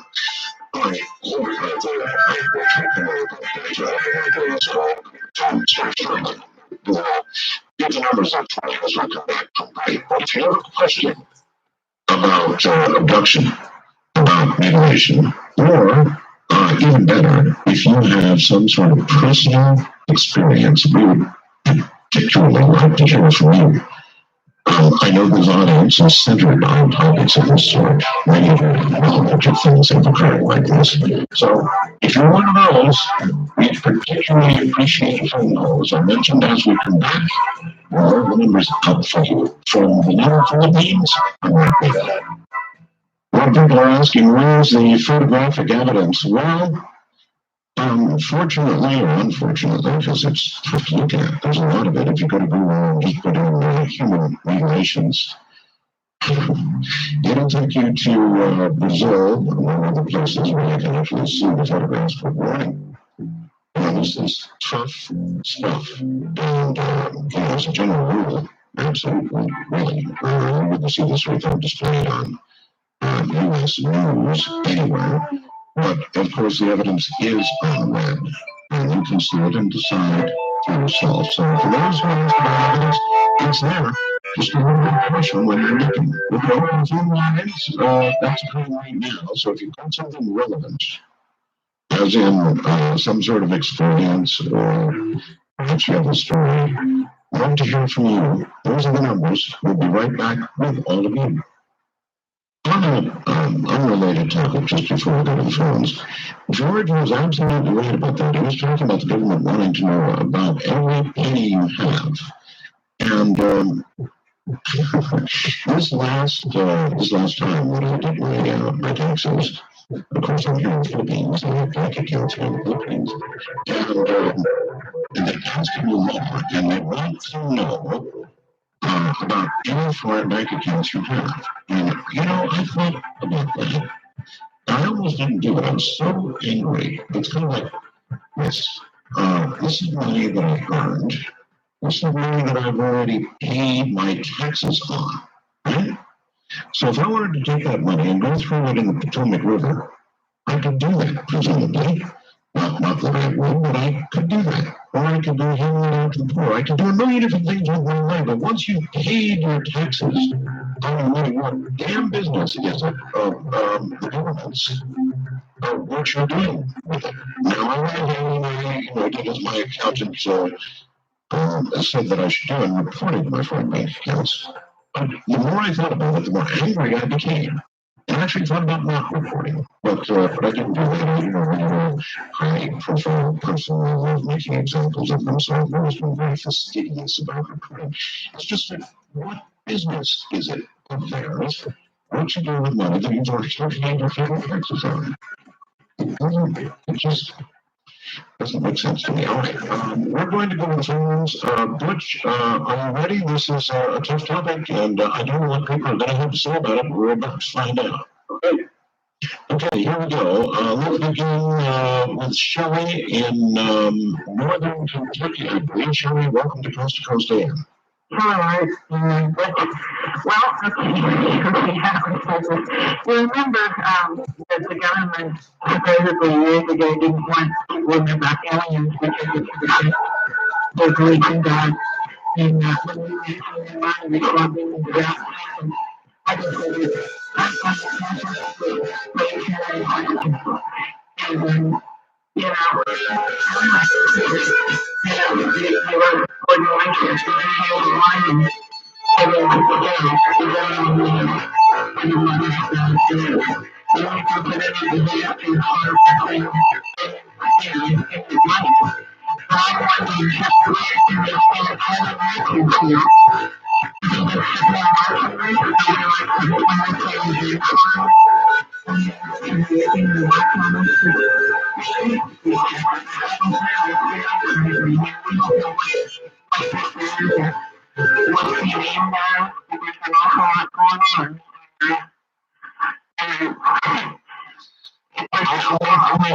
I'm not sure how to answer that. It's kind of like asking why does God allow babies to die? You get answers, it's His plan. Or you have to have faith. And so those are some of the questions that I also have. And I think any intelligent person would ask. I really envy those people with so much faith that they have no questions. You want to even take a pass at that, Coach?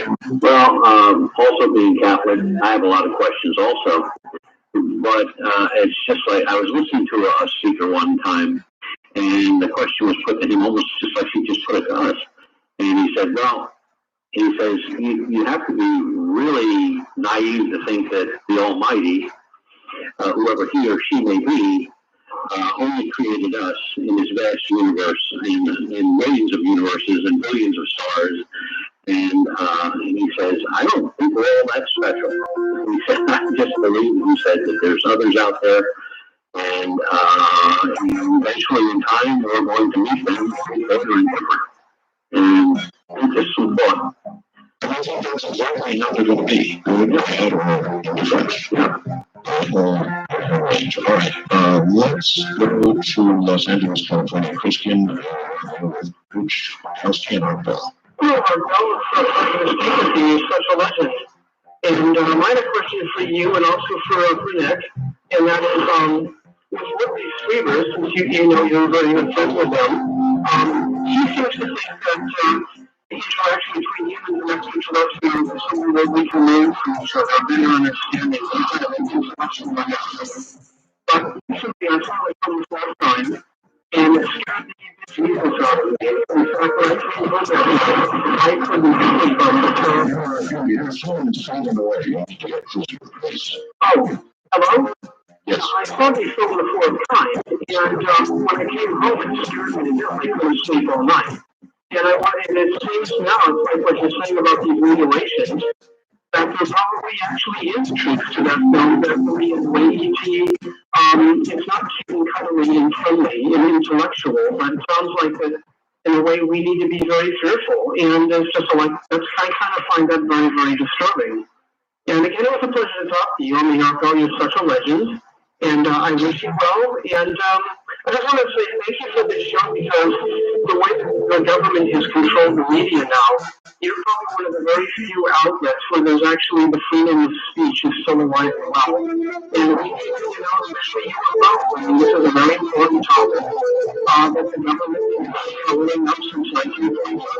But I want to know kind of how you feel about what I said about maybe just intellectual, and then the extraterrestrials is something to really be, I think, for humanity, we do really need to be careful of this.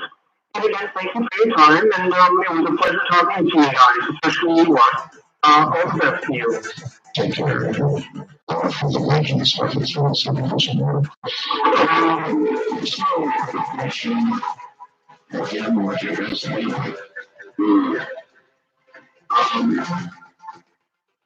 I don't think that we're going to learn any more than we've already learned. I just do not see this coming towards me. That these guys are going to step off whatever they're flying, and they're going to cure cancer and Alzheimer's and crippling diseases and for the betterment of mankind. I have to see a lot more before I'm going to start to go in that angle. And then earlier yesterday I was studying things like Alzheimer's and so forth. I think they're studying a lot. I think it's not just. I guess the problem I have with the studying is that they keep studying the same thing over and over and over. It'd be different if all of a sudden we started finding or learning that the brains were missing. Okay, that's another story. But these are the same things: the tongues, the jaws, the throat, the ears, the eyes, the sexual organs, the intestines. And it's the same thing. It does not change. There is no change in any way. There are some fascinating to mutilations and human bodies that perhaps what they're doing is monitoring our environment through toxins in the air, or that would take in the nuclear.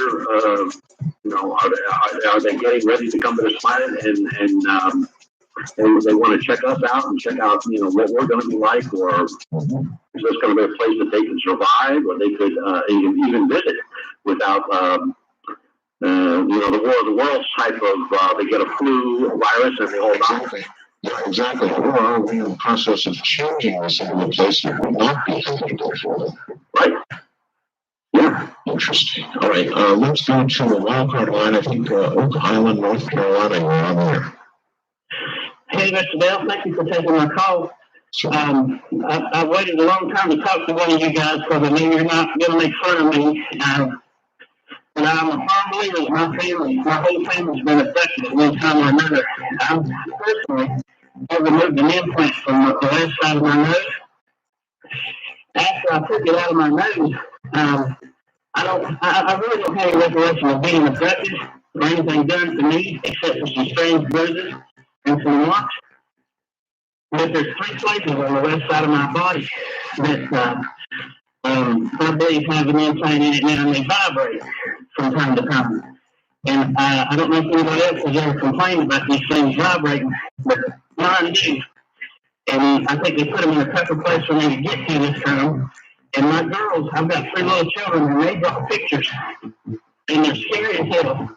And I'm so afraid and so frightened and so nervous right now to talk to you. But I wanted to talk to you guys about this. My wife, she complains frequently about being drawn toward the ceiling and being infected. I think she's the first one that they started to take. And she describes these little things that come into our bedroom, not every time, but a lot more frequently than others. The little things come into our room, and that's what takes her. And she describes being taken toward the ceiling. And we moved from one end of this country to the other. We spent a year in South Dakota. She was Sioux Indian. And we lived on her reservation for a year. And those things are out there too. And they took us while we were out there. And they're not very nice. They're mean as hell to us. And they treat my little children like you wouldn't believe. And they leave triangular-shaped marks on their bodies. And they look like little brown moles. And they don't always disappear. And they'll wake up with bruises in a triangular shape in different parts of their bodies, on their arms and their chest. And if you think that you've been abducted and have had implants inserted, have you had any imaging work done? No, I have, but not specifically for that. But I took something out of my nose, and it was a little clear glass, looked like a little glass shard. It was the shape of a piece of pencil lead. It just wasn't that big. It wasn't that large in diameter. And I took it for myself. And after that, there's 3 places on the left side of my body that it feels just like a telephone when it vibrates. And it scares me to death. And I never know when it's going to happen. I'm standing outside right now on my job. And my wife worked down here with me as well, so she couldn't stand it anymore. She swears that they're down here, they come to visit her. Now, what their particular interest is of her over the rest of us, I couldn't tell you. But when they started taking my children, I wanted to wait up on them. And if I could get hold of one of my weapons when those things show up, they'd be wanted for somebody to investigate. I can tell you that right now, because I'm not. I don't know who to talk to. I'm scared to death to meet the people because everybody makes fun of me. And I know you guys won't. So where are you located at? I'm Ocala, North Carolina, on the East Coast. And okay, another thing we've got down here, you need to get a hold of the North Carolina Blue Fund, okay? Okay, so if you go online or if you can't get it, you can email me. I'll get you the address of the person to talk to. They have great investigators down there. And as far as that vibration is concerned, you have a magnet. Yes, sir. Take a magnet and run that magnet over that area and let them know if that vibration stopped or started when you did that with the magnet. And as far as those marks on your children's bodies, you need to photograph those. Preferably with a 35 millimeter camera or a good digital camera and get good clear shots and get a hold of the people there at North Carolina Blue Fund and they will take care of that and they will help you. Okay? Okay, listen, thank you very, very much for the call. It sounded absolutely honest to me and kind of scared. Let's go way up north. Alberta, Canada, brings Gloria. You're on there, Gloria. Oh, hi there, and Dick. I have a strange experience with ET. I woke up at dawn, and I'm sitting wide awake on my bed, and on my left is a long gray arm with a hand dangling with very pointy nails. And I look the other way and think, oh no. And I look back, and it had its hand up, and the palm was quite big actually, and these long nails. Then it was down to business. It took my left pointed finger and a little saucer, and then the saucer were little black specks like coarse black pepper, and then each of my finger and a organ liner. And when that was finished, it said to me in my head, do not look at me. That was my right finger that went in the saucer, and the same thing happened. And when that was finished, they were gone. It was gone. But I know it's back because it leaves a clear mark. I had scratches on my left palm, and the top of the left star, and it was right on my stomach. And the next one was on my fingers, and the stars are there from the sharp pointy nails. I wonder if there's anyone that had an experience like that, despite it going through the I was not young, so it's more than most people do. And the next day, it was very scary for me. At the time, I was not afraid. I've never heard of anything like that. This is a powerful area. So much people. They just get these stories and they're just astounded. And frankly, the radio sounded completely lucid as we were doing before. So I think the horns, but I mean, if you call 911 or something, maybe tell us all like this, the people you want to show up. Yeah, they hang up on you for sure.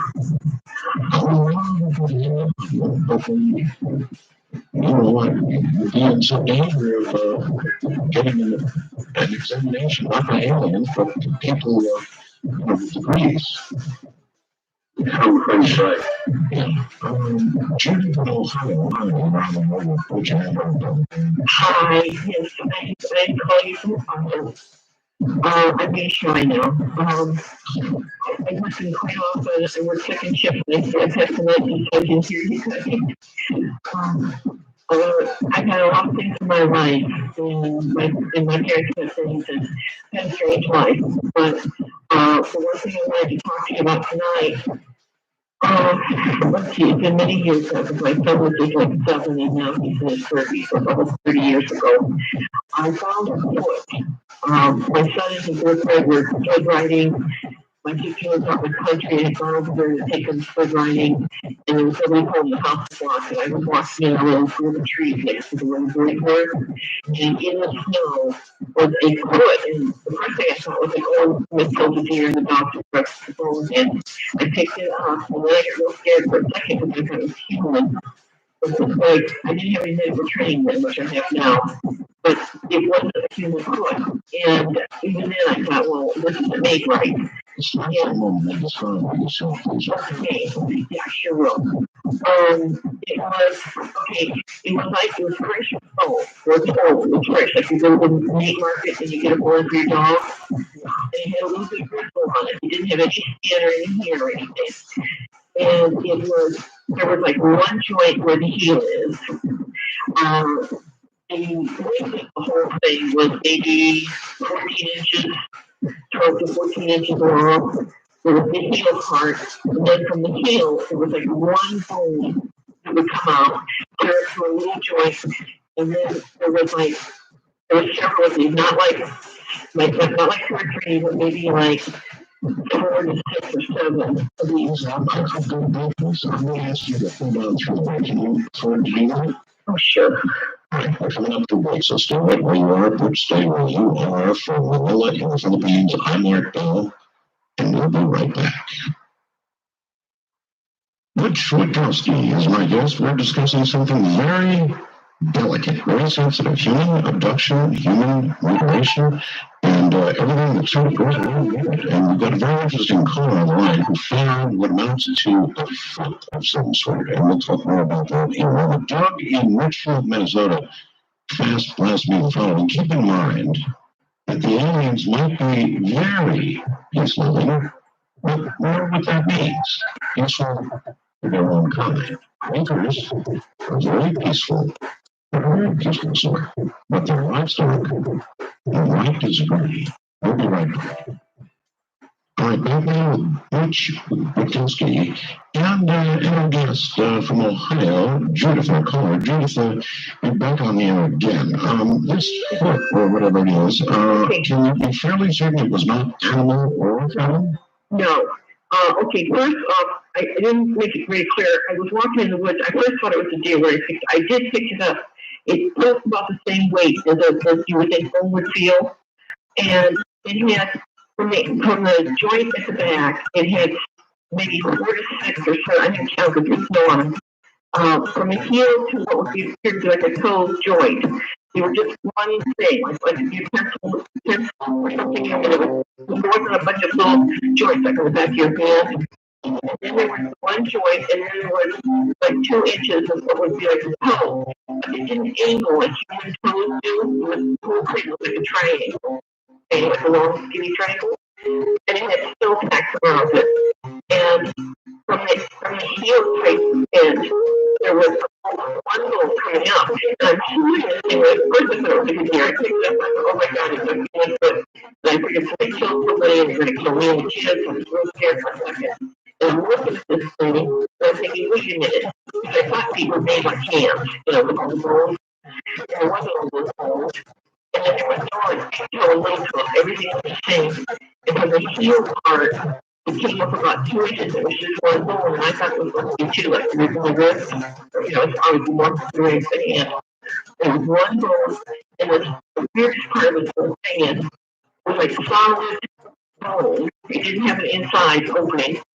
And when you looked at it, if you looked straight down on the 2-inch high part, there was the solid, the same creamy color, but inside like a 1/4 of an inch, there was like an 1/8 of an inch of pink all the way around, like a little circle of pink.